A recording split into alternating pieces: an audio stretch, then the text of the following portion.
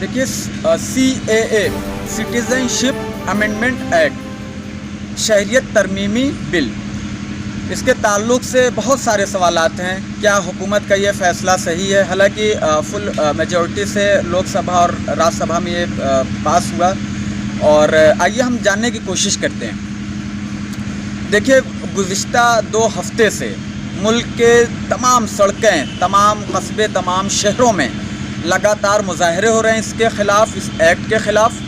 इसके अलावा तमाम रिलीजन के मानने वाले, हालांकि कुछ फ़िरक़ा परस्त किस्म के लोग, कम्युनल माइंड, इसको सिर्फ मुसलमानों का मामला बनाने की कोशिश कर रहे हैं। लेकिन आप जब देखेंगे, भीम आर्मी के लोग, दलित भी मैदान में हैं, सड़कों पर हैं, तो सिख भी सड़कों पर हैं। इसके अलावा दीगर मज़ाहिब के मानने वाले सड़कों पर हैं, जो आइन में, कॉन्स्टिट्यूशन में यकीन रखते हैं, जो संविधान में यकीन रखते हैं, वो भी आज सड़कों पर हैं।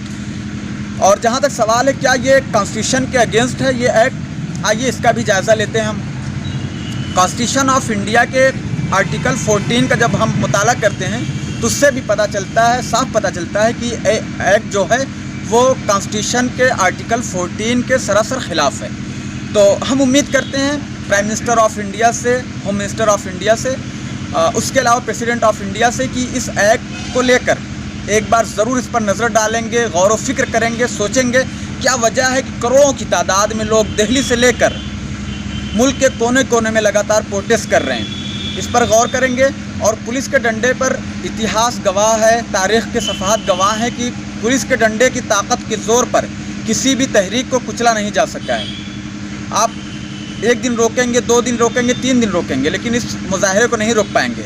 जामिया मिल्लिया इस्लामिया में क्या हुआ, अलीगढ़ मुस्लिम यूनिवर्सिटी में क्या हुआ, उसके बाद ये आपके पुलिस की लाठी के बाद ही ये जो तहरीक थी ये मज़ीद बढ़ी है, और इसकी आग इंडिया के कोने कोने में, गांव-गांव तक फैल चुकी है। तो हुकूमत को समझने की ज़रूरत है कि पुलिस कब तक अपने डंडे की ताकत पर लोगों को रोकने की कोशिश करेगी।